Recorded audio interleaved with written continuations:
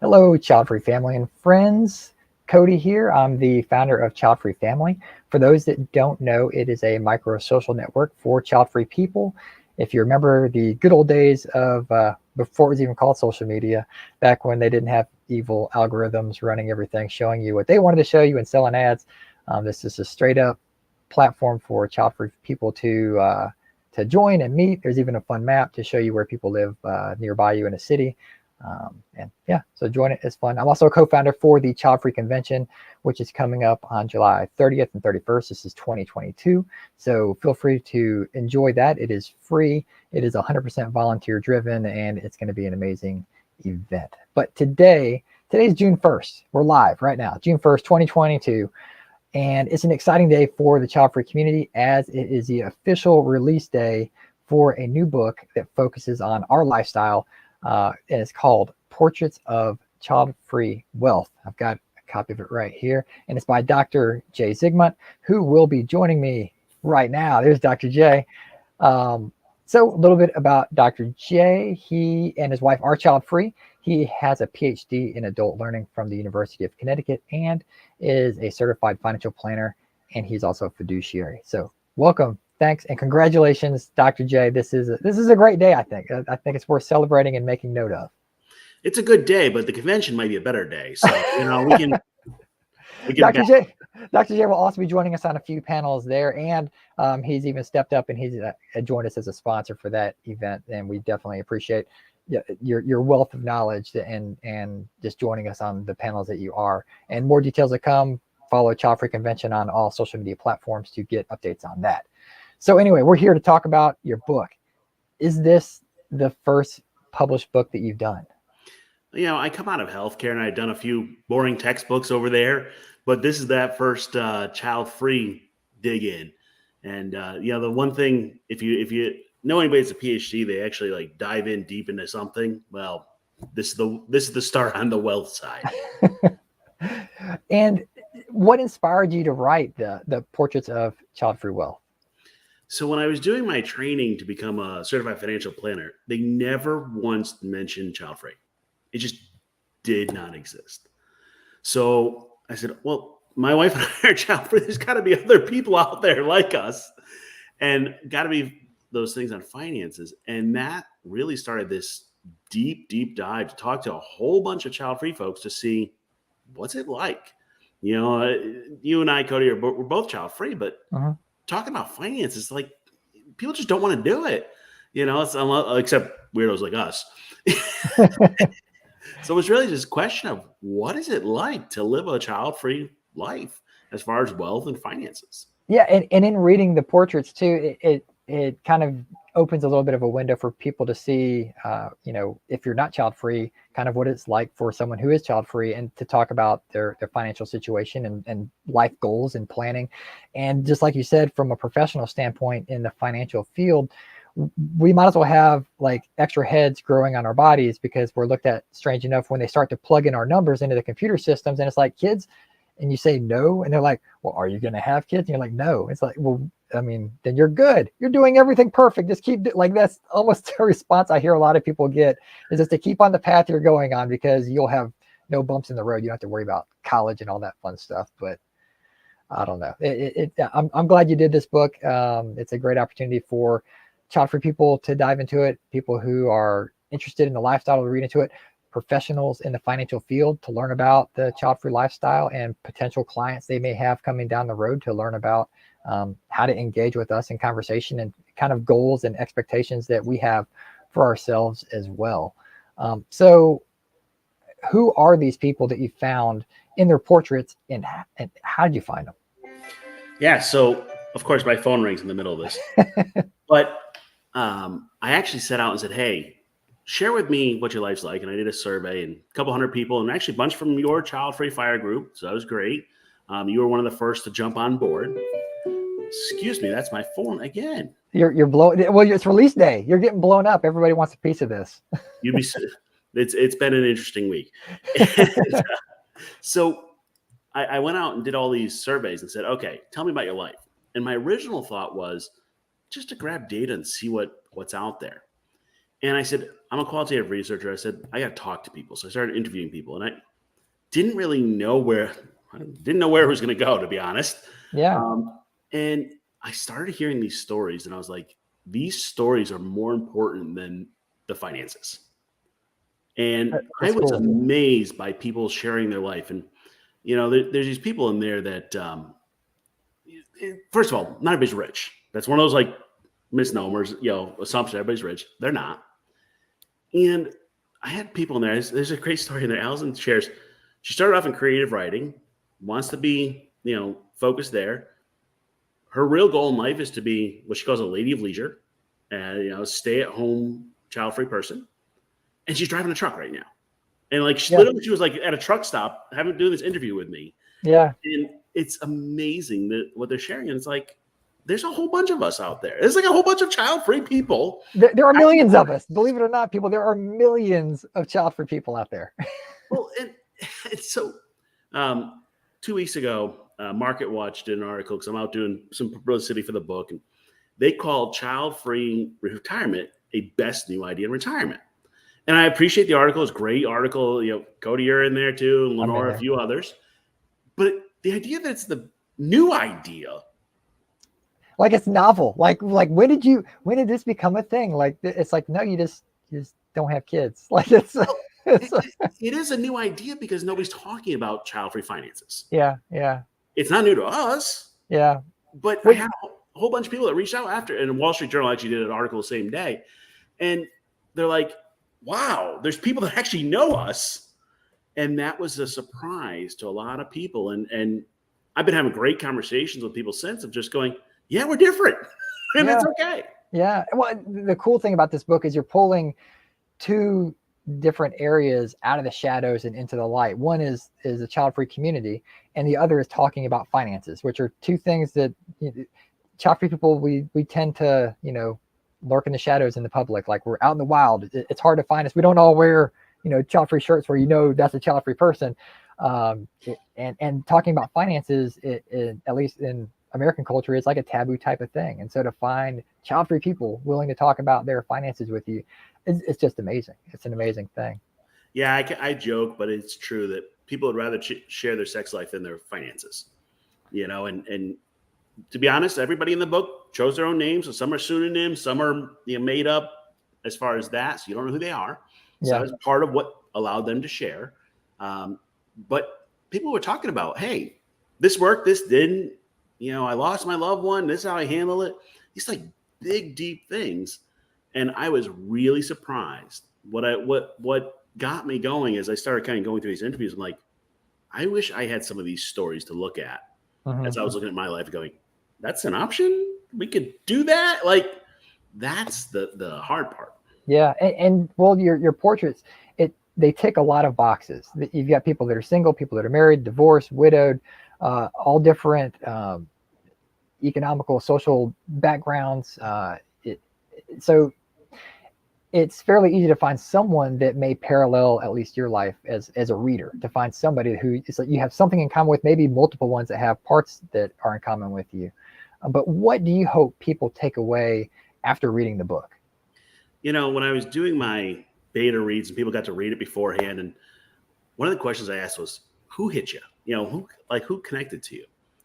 And the interesting answer is, it's not the people that are like them. It's some other connection. If people are doing very well personally, then the person who's struggling connected to them. And it's really interesting to see that connection. I think from a financial standpoint, the bottom line for most everybody in here is get out of debt, stay out of debt, and max out your retirement plan. You'll be fine. Like there's a lot of other components, but like the basics still work. There's other people in there talking about, estate planning and other things that get harder, but you're going to find somebody that you connect to and go, oh, they're like me, or like, it's almost like the opposite to me. And I'm like, oh, that drives me to do something.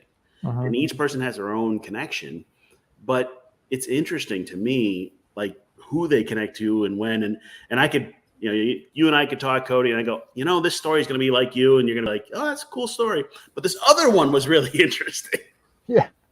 Well, and my wife and I, we took turns reading. We would each read one portrait to the other. Like we just read it out loud. We just read them back and forth. And you're right. Like some of the most interesting ones that we had the most dialogue were portraits that weren't anything like our life. Like the young girl who's a truck driver, and she's just getting started in her path for child-free wealth and finance and all that good stuff, and just kind of seeing what's going on in the mind of someone who's just starting out, but getting access to kind of the knowledge that you and other people might be able to provide them along the way, and to maybe provide some mentorship of the older side of the child-free realm of what could be coming. That's what we had a lot of dialogue on, and I thought that was really cool to see. And you're exactly right. Yeah, it's not necessarily the people who are like you that might grab your interest the most. Are you saying you're old, Cody? I mean, some people would say I'm old. I've got some gray. I guess that says I'm old. I don't know. Yeah, I'm collecting mine too. But so here's an interesting one. One of the ones that kind of like shocked me. There's a few people in there that are dating, and I haven't been in the dating world in decades, and I can't fathom what dating is like now. And there's a story that JC tells about, would she date somebody who has kids? And she is at the time dating somebody who has kids. And that's a really hard question. I mean, I'm not gatekeeping around child free. I mean, you pick your definition. The definition I used for the book was don't have kids, not planning on having it. But if you're child free, can you date somebody that has kids? Yeah, that's a whole nother topic right there, isn't it? And her portrait's called Portrait of Compromise. Mm-hmm. And the question is, what are you willing to compromise? And I don't know. Yeah. I don't think I could date somebody with kids now. Heaven forbid I had to date. Like I just couldn't fathom dating at all. But what choices do we make in our life? And are they respected? And how does it fit? And when do we make the choice? I don't know. Yeah. Well, and we could go down the rabbit hole on that with just a child-free person dating or becoming a step parent or something along those lines, and just how the financial side of things are skewed, because if that other person is involved in a child's life, that will affect the finances. So for that person who's dating someone with a child, they've got a plan for that. Well, and so another interesting one, Betty, she's actually pansexual, and she shares that, and she's not into monogamy. That's not her thing. And she is okay dating with somebody with kids because she's not getting married ever. She's not raising the kid. She's not doing anything with it. That's her partner's problem and not hers. Yeah. And not that all kids are problems. No, but I mean, it's just, I'm not, it's just kind of, that's their consideration. Yeah. And yeah. It's really interesting to think about. Yeah. Well, for you going through this process of, you started out with just numbers and analytics, and then going into, I'm going to focus on the people and come out with, publishing a book. What were some of the ups and downs going through that process? I think the hardest to start was finding people that would be willing to share. I put an ad on Reddit saying, hey, share your child-free life. And that was flagged as hate speech. By the way, interesting side note, I actually just put a release, hey, book's out. Once again, flagged as hate speech. Are you serious? I was like, what in the world? Is that Reddit the parent, or is it the subreddit that's flagging it? Or do you even know? Is this getting flagged? It just mod mail says, hey, flagged. Like, hey, Child-free Reddit. Come on, man. What the book looks like. We're trying to help people here. So, I mean, that one actually took me a little time the first time. I'm like, really? I mean, so I've been working with Lenora with the convention quite a bit, and she loves dealing with like the comments and the haters. And all. I don't. Like, that's just, I'm not as thick-skinned as her, and she just has fun with it. But that was really interesting. And then as I started going out and doing some publicity, I was talking to somebody in the press, and I was working on some other financial topic. I said, hey, I've got this book coming out. I just got to give you the pitch. That's kind of how you do it in the press. And he stops me. He's like, well, that's an interesting idea. He says, I'm not sure if I can use the word child-free in print. And I was like, why? What is it? And his answer was, well, it's like the word suicide. We're not allowed to put that in print until recently they can start using it because they're worried people will do it. And I'm wow. That's interesting. That's okay. I mean, really interesting conversation, but I'm like, yeah, cool. Do you think that might be a barrier to other child-free authors or stories that have a child-free protagonist So making it? I did a podcast with Hannah from Wife Without Kids, and she was really great. She actually promoted the original sign up, and there's actually somebody in the book talking about her. And I was reading the comments on YouTube, and somebody said, "Well, maybe the issue is you're combining the word child free and wealth, which people hate both of those words." And I'm like, maybe I don't know. Like, I didn't think it was so controversial, but then Yeah. today there was a post on Yahoo did an article on what it's like to be a dink, and the comment section there is a dumpster fire. I mean, Oh it man. is just, and I don't know. I have no clue why. I mean, us living our lives as child-free folks, why does that bother others? I don't know. False assumptions. The way I like to say it is that child-free people, we don't recruit, we accept. Like we're not trying to get anybody to become child-free. We just find out if you are child-free, welcome to the fold. Like here you are. We're your people. So Yeah, and I think there are a few child-free books out there, and we need to keep getting more out there. We need to get more stories out there. mhm. And you're right, we're not recruiting. It's just going here. And one of the things that's interesting in the interviews is the amount of people that said, I didn't realize there was a choice not to have a child. Mhm. Like, just didn't exist. Like, I was expected to. And a lot of Mhm. that's cultural, religious. There's a bunch of different stories in there on that. So I'm going, okay, does having a book out there saying you can live a fine life without having kids upset the apple cart somewhere? Like, I don't know, maybe. Well, and it's not like every portrait is like roses and everything is awesome. Like there's still struggles happening in people's lives. So like choosing to be child free or just choosing not to have kids in your life, it's not a magic button that's going to make life easier for you and the money just rains from the sky. So Yeah. So Carly shared her story. Her and her husband moved back to the U.S. in February of 2020. So if you think back, that for those in the future, as Cody said, that's just when COVID hit. yeah. Okay, and she says that as she was on the last flight in that didn't have masks. And if you think about how bad of timing that was, that's like as bad as it gets. Mhm. And her pride was that they're doing okay now, and they upgraded from an air mattress to a bed. And people are like, well, but you're child free. You should be rich. Well, Yeah. when the economy destroys itself on the moment you move back to the country, I don't know how anyone does it. And the way I look at it is, for the child free folks that are struggling, if they had a kid, they may be barely keeping head above water now. If they had a kid, they drown, Mhm. and that's the truth for a lot of these stories. And I think it's just that assumption, you're child free, you're rich. That doesn't make any sense. But it's also the assumption, hey, well, if you're child free, your finances are just like everybody else's, which doesn't work either. So we Mhm. got to find somewhere in the middle. Yeah. Yeah. Well, it's kind of like turning the mirror back to ourselves and thinking, well, if you're a parent and you have kids, you must be in debt. Like that's to me, that's kind of the yin and the yang of it. It's if you think we're all rich, then that would in turn mean that you think all parents, not you, but society thinks all parents are poor or in debt. And so we know that's not true. Yet that seems to be what's the, the popular response for being child free. So let's be real. If you're in the US, you're in debt. Yeah. It's kind of how that works. But interestingly enough, the data does say the child free folks have less debt on a whole. The other interesting one, and this one I don't have the answer for, but just kind of want people to ponder, is there's definitely a thread that says growing up poor or in poverty or lower class impact the choice to become child free.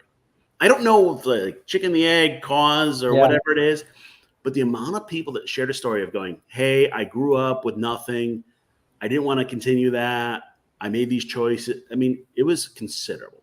And Mhm. actually, I think, Cody, you were one of the ones that told me to ask some of those questions on that Yeah. originally. And I didn't really think anything of it. I mean, I grew up broke too, but I was like, there's something there. Like there's like a whole research topic or dissertation on that. So if anyone wants to go after that, please hunt it out.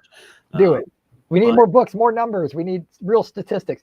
We need statistics on child-free people because everything that you basically look up is going to say childless, which lumps people who don't have children at the time and may want children with people who never planning having children. So to me, the numbers are always going to be skewed and off. So yeah, need more data, please. So there is data, because I know you love the data. There's a study I found out of Michigan that they asked people to self-identify as child-free. And they looked at an overall adult population, a representative sample. They found that 27.1% of Michigan are child-free. And that definition being don't have kids, not planning on it. Okay. That's a huge number. That's a massive number. That's like the number a quarter I of the use, population. Yeah, the census says, when I'm looking at about 11% of people over 55, but this is looking at that younger generation, 27%. Now that's only Michigan, so we could assume some other states are different, but not that far. I'm going 27%, and we're not talking about it like we ignore it. Like, yeah. Well, going back to your thought you had with the conversation you had with the individual where we can't print the word child free because it's bad. I mean, we're a quiet tsunami that's happening behind the scenes because, I mean, it's here. I mean, the child-free lifestyle it's a valid lifestyle. Just to choose not to have kids, you'll be okay. Yeah. So Cody, I know you vote child-free is one word, no dash, right? No dash, no space, one word. And I'm with you. I actually break the rules and I'll put a capital C on everything, and that's just my kind of like bias. So same day, 2 articles come out. One had child-free as one word, one had a dash. And I'm like, and I've had this conversation with everybody, and it's editors' guidelines, all this. And I'm like, okay, I'm not going to battle that. At least we're talking about child-free existing. Yeah, at least it's in the paper. Like we'll get to the semantics of grammar later. Actually, it's a topic coming up at the convention. We're going to discuss and define what is child-free, and that's definitely going to be one of them. Is just literally how to write it. So, Cody, I've come to the point. I've now put a book out. I've got my branding, got my signs, got everything. It's one word. So if you guys choose a different answer, I'm still sticking one word. You're all in. All in. I'm just saying I'm not changing. And not because I don't believe you, but it's just I've got too much in the marketing. Yeah.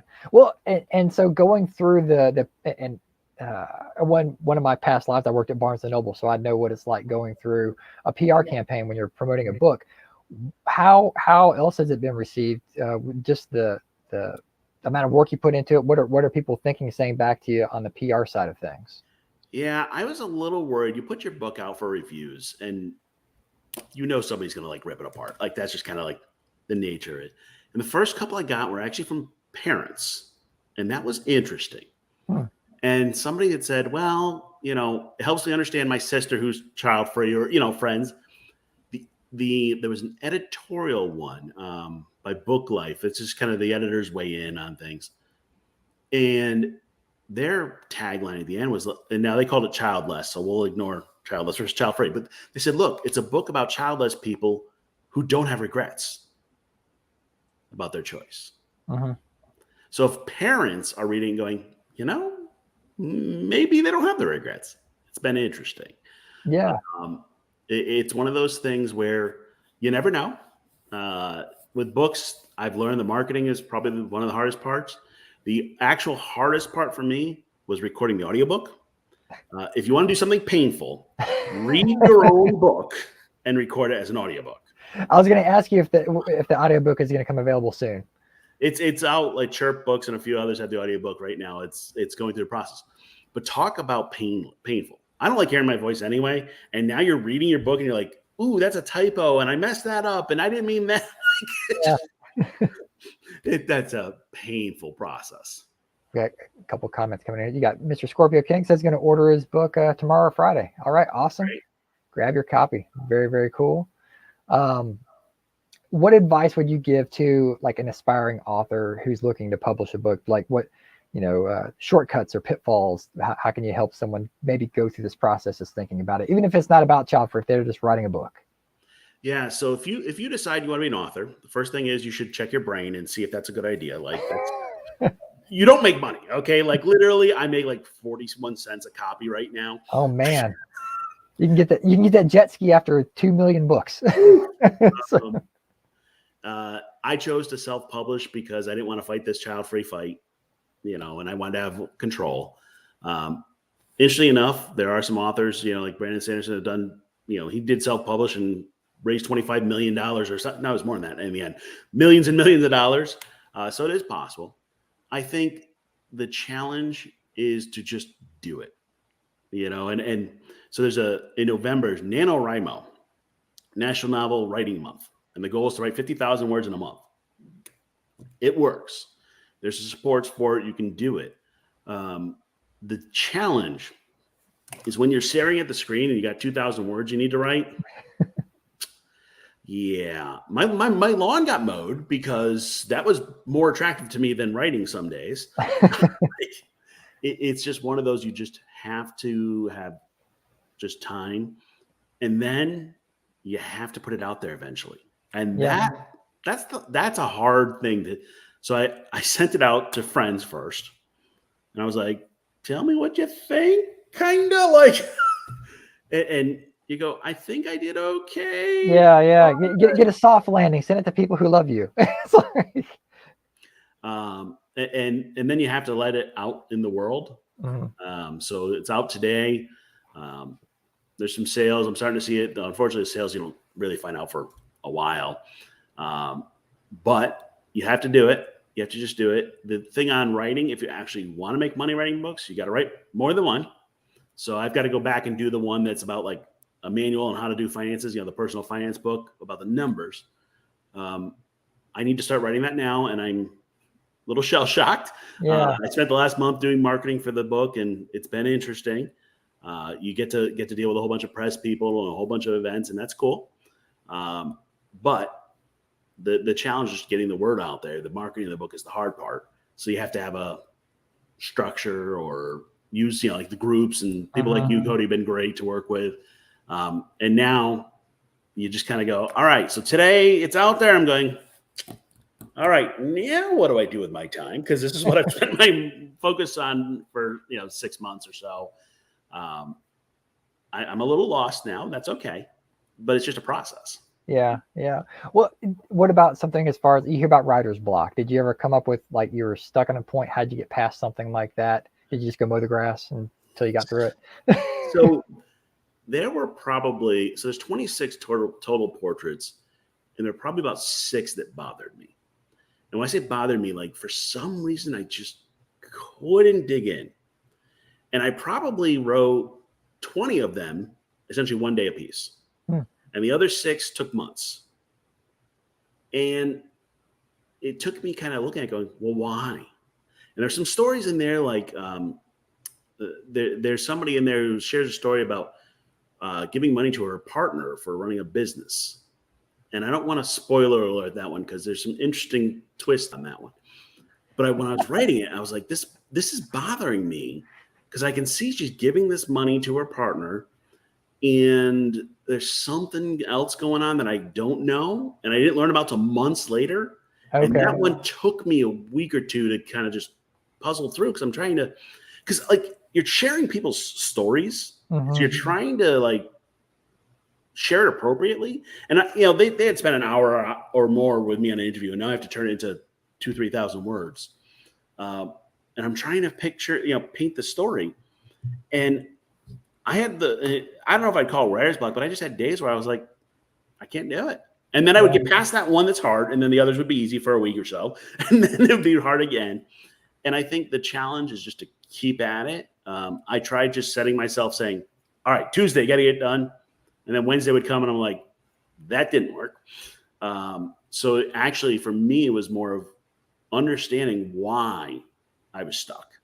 And it was, hey, there's something in this story that you want to make sure to talk about, but you can't get through, and I had to just like go do other stuff until it came through. But the challenge there is, well, then a week would go by and you're like, yeah, I didn't do anything this week.